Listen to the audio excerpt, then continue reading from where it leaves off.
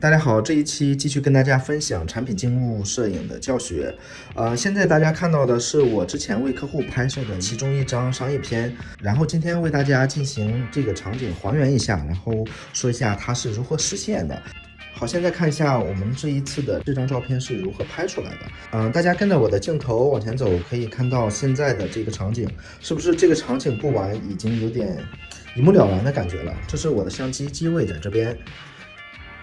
然后往前走，这是一个亚克力板，上面贴上了一张纸，然后桌面上呢铺的也是纸，背景呢也是挂了一张纸。好，这样基本上就完成了一个整个场景的搭建了。在拍摄上面，我的一个建议是，你首先不要先管灯光的事情，先把产品的构图搞定，然后再去说灯光，一件一件的来。好，我们现在看到这个画面，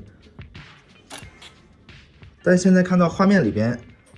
这个场景的构图以及产品的摆放，几乎和我之前为客户拍摄的那一张是一模一样的了。好，这个就达到我们的要求之后呢，我们就再开始去做布置灯光。灯光呢，我们这边就选用了一个400瓦的灯就够了，然后加标准罩。好，我们确定一下它是闪的。OK， 从这个角度看过去。它是这样，它是要把这个产品打亮，但是呢，这个角度是倾向于产品，而不要倾向于背景太多，这样方便后期去控制背景上面的光。要说明的一点是，这个亚克力板为了突出边缘的这种高光，其实我把这个边缘是大概留了1到2毫米的边，下边也是，这样等光进来的时候，它们就成了一道高光了。好，现在这个场景搭建完成之后，大家看到这张照片里边，它还有这个光线遮挡的部分。这里是怎么实现的呢？其实它就是通过我们找一些东西去遮挡一下光，就可以很简单的完成了。现在我邀请我的一个学员，让他去帮我一起实现一下这个效果。OK。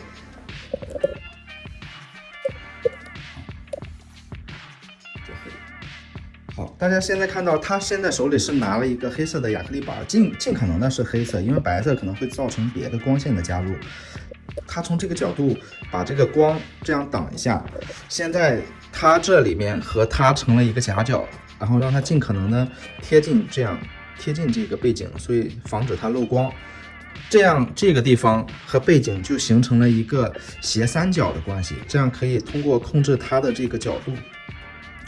这样可以控制最后光线角度的一个变化。好，我们现在万事俱备，只欠东风，我们拍一张吧。OK， 现在我们看原片已经和之前的修完的照片已经非常接近了。